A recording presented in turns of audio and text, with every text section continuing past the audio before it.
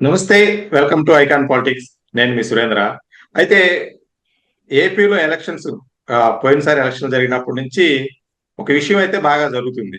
అది కొణిదెల వర్సెస్ అల్లు అర్జున్ ఆ రోజు వెళ్ళి వైసీపీలోని ఒక వ్యక్తికి సపోర్ట్ చేయడం జరిగింది. అప్పటి నుంచి కొంచెం జన సైనికులు కానీ, మెగా అభిమానులు కానీ ఆ అల్లు అర్జున్ మీద గుర్రుగా ఉండడం జరిగింది. తర్వాత పుష్ప మూవీ విడుదలవడం జరిగింది. దానిలో కొన్ని ఇష్యూస్ జరిగినాయి. ఆ విషయం అప్పుడుతో సమస్య పోయిందని అందరూ అనుకున్నారు. బట్ కానీ ఇప్పుడు పెద్ది ఫస్ట్ షూట్ అని చెప్పేసి రిలీజ్ చేయడం జరిగింది. దీంతో మళ్ళీ అల్లు వర్సెస్ కొణిదెల్ ఆ వార్ మళ్ళీ ట్విట్టర్ లో జరుగుతుంది. ఇదే విషయంపై మనతో మాట్లాడడానికి ప్రముఖ సీనియర్ జర్నలిస్ట్ శ్రవణ్ కుమార్ గారు ఉన్నారు. నమస్తే సార్. నమస్తే అండి. సార్ ఏంటి సినిమా ఏదన్నా రిలీజ్ అయిన ప్రతిసారి అటు అల్లు కాంపౌండ్ నుంచి కానీ ఇటు కొన్నిదల కాంపౌండ్ నుంచి కానీ రిలీజ్ అయినప్పుడు ఏదో ఒక ఇష్యూ నడుస్తూనే ఉంది. ఇది ఈ ఇష్యూ అనేది ట్విట్టర్ లోకే పరిమితమైందా, లేదా బయట కూడా అదే విధంగా ఉందనుకోవాలా? అసలు ఫ్యామిలీలో ఏం జరుగుతుంది సార్? నిజంగానే వాళ్ళ మధ్య సంబంధాలు అంత బలంగా లేవా? అయితే అరవింద్ గారు ఈ మధ్య చిరంజీవి గారి ఒక సినిమా ఫంక్షన్ రావడం కూడా జరిగింది సార్. వాస్తవానికి ఏంటంటే నిప్పు లేనిది పొగరాదని మనకు సామెత తెలుసు. ఇప్పుడు ఇక్కడ అల్లు అర్జున్ వర్సెస్ కొణిదెల ఫ్యామిలీ అని చెప్పొచ్చు, లేదా అల్లు వర్సెస్ కొణిదెల అంటే అల్లు అర్జున్ వర్సెస్ పర్సనల్ గా కానీ, లేదా Allu family versus Konidela family అని కూడా మనం అంశంగా చూడాల్సిన పరిస్థితులు కనిపిస్తా ఉన్నాయి. వాస్తవానికి ఏమీ లేనప్పుడే మీడియా వాళ్ళు కానీ, ఇతరులు కానీ, విశ్లేషకులు కానీ రకరకాల కోణంలో విశ్లేషిస్తూ లోటుపాట్లని, సాకుల్ని, చిన్న చిన్న క్రాకుల్ని పెద్దగా చేసి చూసేటువంటి సహజత్వం కలిగినటువంటి ఈ ఇండస్ట్రీలో ప్రతిసారి స్పష్టంగా కనిపిస్తా ఉన్నాయి. అల్లు అర్జున్ ఫ్యాన్స్ మధ్యను కొన్ని మెగాస్టార్ మెగా ఫ్యామిలీ మధ్యలో, దాని పవన్ కళ్యాణ్ ఫ్యాన్సే కావచ్చు, నాగబాబే కావచ్చు, చిరంజీవి ఫ్యాన్సే కావచ్చు, ఈ ఫ్యాన్స్ మధ్యలో ఒక ప్రచ్ఛన్న యుద్ధం మాదిరిగా కనిపిస్తా ఉంది. ఇది జాతిన దాయని నిజం. మనం కూడా అదే అట్లాంటి లేదు అని వాళ్ళు కలిసి అంతా పని చేస్తున్నారు. వాళ్ళ ఆడియో ఫంక్షన్ వీళ్ళు వస్తున్నారు, వాళ్ళ ఇంటికి వీళ్ళ ఫంక్షన్స్ వాళ్ళు అటెండ్ అవుతున్నారు. ఇవన్నీ కూడా స్టేజ్ మీద వాళ్ళు షేర్ చేసుకుంటున్నారని మనం ఏదో మభ్య పెట్టడానికి ప్రయత్నం చేస్తున్నప్పటికీ, అలా కనిపిస్తున్నప్పటికీ, రీసెంట్ గా మళ్ళీ నిన్న ఆర్యా 2 రిలీజ్ ఆ సినిమా ఫంక్షన్ సందర్భంగా చిన్న వివాదం కూడా చోటు చేసుకుంది. ఒక తుంటరి వ్యక్తి బాబులకే బాబు, పవన్ కళ్యాణ్ మా బాబు అంటూ ఏదో గట్టిగా అరచడంతో అందరూ ఏకదాటిగా ఆయన మీద దాడి చేయడం, అతనితో క్షమాపణ చెప్పించడం జరిగిందంటూ ఒక వీడియో సోషల్ మీడియాలో వైరల్ అవుతా ఉంది. దాని మీద పవన్ కళ్యాణ్ ఫ్యాన్స్, సినిమా వర్గాల ఫ్యాన్స్, రకరకాల ఫ్యాన్స్ కామెంట్లో రకరకాలు చేస్తా ఉన్నాయి. అంటే వాస్తవానికి అయితే మస్ట్ మనం చెప్పాల్సింది ఏమిటంటే, ఒక సినిమాకి కానీ ఇంకొక సినిమాకి కానీ ఒక వర్గం దగ్గరికి వెళ్ళి ఇంకొక వ్యక్తి గురించి తాలూకు కామెంట్ చేయడం, అట్లా ఆ వ్యక్తి తప్పు చేశాడు. కానీ ఇక్కడ తప్పు చేసినప్పటికీ వీళ్ళు దాడి చేయడం కూడా నేరం అవుతుందనేది మనం ఇక్కడ చెప్పాల్సిన అంశం. ఏది జరిగినా కూడా అట్లా పవన్ కళ్యాణ్ కూడా ఒకే ఫ్యామిలీ. మొదటి నుంచి కూడా అల్లు అర్జున్ సినిమాలు వస్తున్నప్పుడు మెగా అండదండలతోటే వచ్చాడు, అది కాదనలేని విషయం. వాళ్ళ కెరియర్ నిలబెట్టడంలో కానీ, ఫస్ట్ ఛాయిస్ మొదటి అవకాశాలు రావడంలో ఈ లెగసీలు పనిచేస్తా ఉంటాయి. వీటిని మనం ఒక రాజకీయ రంగంలో చూసుకున్నా, సినిమా రంగంలో చూసుకున్నా, వాళ్ళ తాలూకు వారసులు రావడం అనేది మనం చూసుకున్నాం. అవకాశాన్ని అయితే తీసుకుంటారు కానీ టాలెంట్ ప్రకారమే రాజకీయాల్లో అనేది సినిమాలో రాణిస్తారు.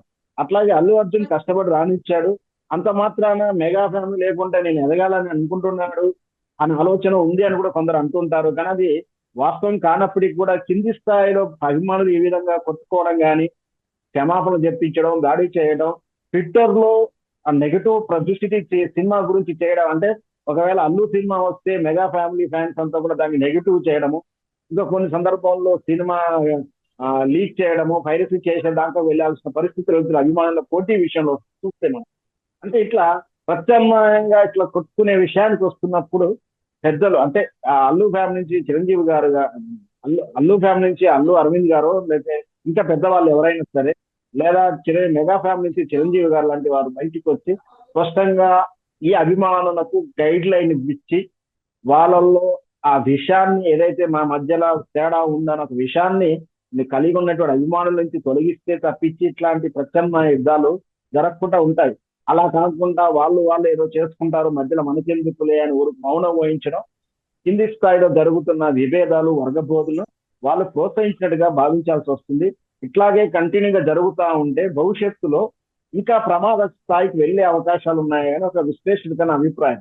ఖచ్చితంగా వీళ్ళు జోక్యం చేసుకోవాలి, బయటికి వచ్చి అభిమానులని సమయం పాటించమని చెప్తూ గైడ్ లైన్ ఇవ్వాల్సిన బాధ్యత ఇద్దరికి ఉంటుంది. అయితే మీరు చెప్పింది కరెక్టే. ఇంతకుముందు అంటే మెగా ఫ్యామిలీగానే ఉండేది. అటు అల్లు ఫ్యామిలీ గాని, ఇటు కొణిదెల కాంపౌండ్ గాని. అయితే ఇంతకుముందు ఏదైనా ఇష్యూ జరిగితే మొదట అల్లు అరవింద్ గారు గాని, నాగబాబు గారు గాని ఫ్యాన్స్ విషయంలో స్పందించడం జరిగేది. అయితే గత ఆల్మోస్ట్ 1 ఇయర్ నుంచి ఈ ఇష్యూ జరుగుతా ఉంది. అటు అల్లు అరవింద్ గారు గాని, ఇటు నాగబాబు గారు గాని ఎవరు దీనిపైన స్పందించట్లేదు. అంటే ఏంటి, ఈ ఇష్యూ జరగటం వల్ల వాళ్ళు చేసే సినిమాలకి పబ్లిసిటీ వస్తుందని ఇప్పుడు కామ్ గా ఉంటున్నారని కూడా అనుకోవచ్చు అన్న. ఇలా కూడా అనుకోవచ్చు, లేదా ఆ నిజమే కదా కానివ్వండి వాళ్ళకు కూడా తెలిసి రావాలనుకుంటున్నారని కూడా మనం ఆ కోణం కూడా ఆలోచించవచ్చు. ఎందుకంటే ఒక రకంగా మీరు అన్నది ఎట్లా కారణం అవుతుందో, రెండో కారణం కూడా ఏంటంటే ఆ వర్గ విభేదాలను వీళ్ళే పోషిస్తున్నారా లేక వేచి చూస్తున్నారా అనేది మనం ఆలోచించాల్సిన విషయం. పబ్లిసిటీ వల్ల, వివాదాల వల్ల, పబ్లిసిటీ వల్ల సినిమా హిట్ అవుతుంది అనుకుంటే అది ఒక పిచ్చితనం.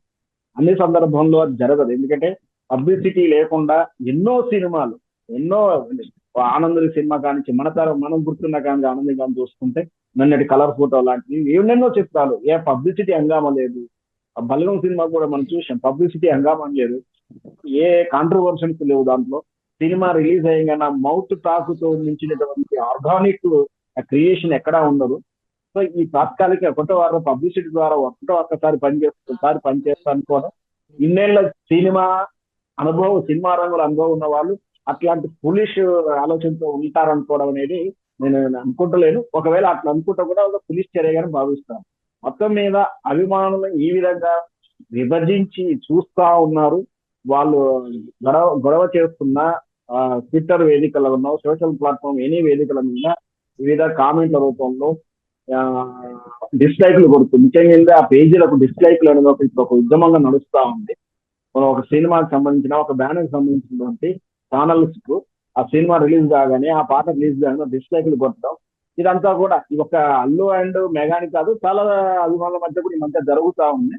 సో ముందు కట్టడి చేయాల్సిన బాధ్యత అభిమానుల సంఘాలని దశ నిర్దేశం చేయాల్సిన బాధ్యత ఖచ్చితంగా ఆ హీరోలకు ఉంటుంది. ఒకనాటిలో చిరంజీవి గారి పీరియడ్ కాక ముందు తరమైనటువంటి ఎన్టీ రామారావు, కృష్ణ గారు, శోభన్ బాబు గారు, ఈ తరంలో హీరో ఫ్యాన్స్ అంతా కూడా వాళ్ళ హీరోలతో ఇంట్రాక్షన్ ఉంటూ వాళ్ళు సూచనల మేరకు మాత్రమే, వాళ్ళు ఆదేశిస్తే మాత్రమే అలాంటి కార్యక్రమం చేస్తూ హీరో తాలూకు మనస్తత్వానికి అనుకూలంగా పనిచేసేవారు. కానీ ఈ రోజు అలా లేదు. ఎవరు ఇష్టం వచ్చినట్టే వాళ్ళు, నియంత్రణ అయితే లేదు. ఖచ్చితంగా ఎవరికి తోచిన విధంగా వాళ్ళు ప్రవర్తించడం, ఈ విధంగా హీరో తాలూకు అంటే సినిమా చిరంజీవి గారు కష్టపడి పైకి వచ్చిన, అల్లు అర్జున్ గారికి వచ్చిన ఆ కష్టాన్నంతా కూడా నీటి పాలు చేసేలా, వృధా చేసేలా అభిమానులు వెర్రితనం వేస్తున్నారు, ఉన్మాది స్థాయికి వెళ్తున్నారు. దీన్ని వాళ్ళు జోక్యం చేసుకుని ప్రాథమిక దశలు నిర్వహించాలని నా ఉద్దేశం.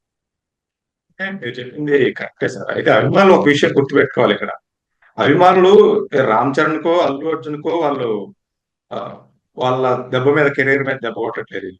అల్లు అర్జున్ తో సినిమా తీసే నిర్మాతల కోసం కష్టపడే కింద స్థాయిలో 24 క్రాఫ్ట్స్ మీద, వాళ్ళ మీద కూడా దెబ్బ పడే అవకాశం ఉంది సార్. వీళ్ళు బాగున్న సినిమాని బాగలేదని ప్రమోట్ చేయటం, డిస్లైక్ చేయటం, వీటన్నిటి వల్ల అభిమానులు ఆలోచించుకోవాలి ఈ విషయాలన్నీ. మనం ఒక రామ్ చరణ్, అల్లు అర్జున్ మనం దెబ్బతీయట్లేదు. వాళ్ళ కోసం పనిచేసే చాలా మంది కింద కార్మికులు ఉంటారు, చిన్న చిన్న కార్మికులు, లైట్ మెన్లు కానీ అన్ని తయారు చేసే వాళ్ళందరూ, వాళ్ళ మీద కూడా ఈ ఎఫెక్ట్ పడుతుంది అనే విషయాన్ని ఈ సోషల్ మీడియాలో వారు చేసే ఫ్యాన్స్ కానీ వీళ్ళందరూ గుర్తుపెట్టుకుంటే మంచిది సార్. అన్నది 24 క్రాఫ్ట్స్ అన్ని కూడా సినిమా ఇండస్ట్రీ కూడా దెబ్బతింటా ఉంటది.